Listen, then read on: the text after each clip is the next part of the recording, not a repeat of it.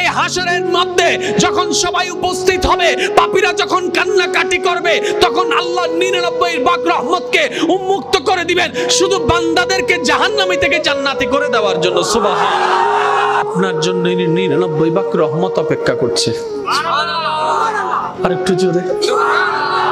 এক ভাগের ভালোবাসা যদি এমন হয়, এক ভাগের ভালোবাসা যদি এমন হয়, 99 ভাগ।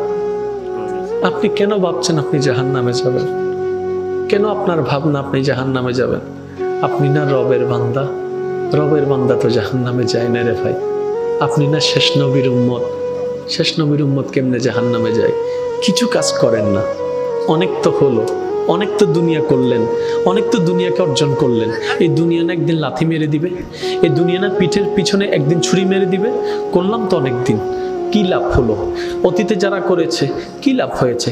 আসেন না একবার রবের দিকে, আসেন না একবার নবীর দিকে, দেখবেন আপনার দুনিয়া অর্জন হয়ে যাবে, পরকালও সজ্জিত হয়ে যাবে।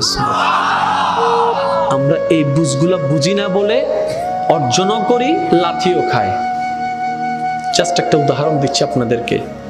বাবা সম্পত্তি উপার্জন করে কার জন্য? সন্তানের জন্য। একদিন কিন্তু এই সন্তানেই বাবার উপর জম হয়ে যায়। কেমন? এই সন্তান পড়ালেখা করেছে বাবার টাকায়। এমন হাজারো বাবা মা আছে, একটা ওষুধ কেনার জন্য সন্তানের দিকে তাকাই থাকতে হয়, সন্তানে কখন টাকা দিবে, ওষুধটা সে কিনতে পারবে। এটা কেমন জীবন? এটা কেমন জীবন? আপনি না বাবা? বলে যে হ্যাঁ। তাহলে সন্তান থেকে নিচ্ছেন কেন? বলে যে আমি তো এখন কামাই না। আমি বললাম আপনি সিস্টেমেই জানেন নাই ভাইজান।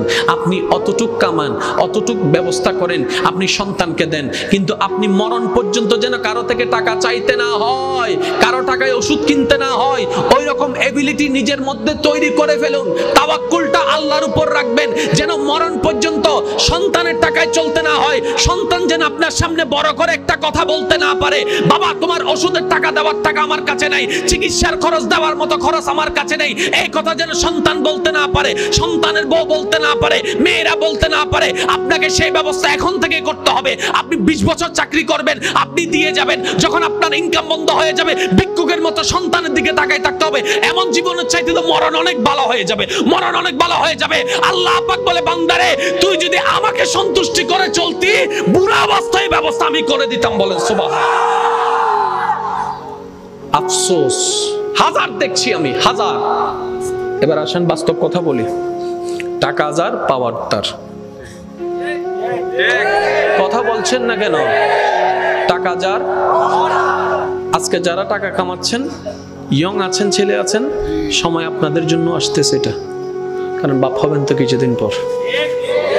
হাসেন আর যাই করেন, বাপ হচ্ছেন তো।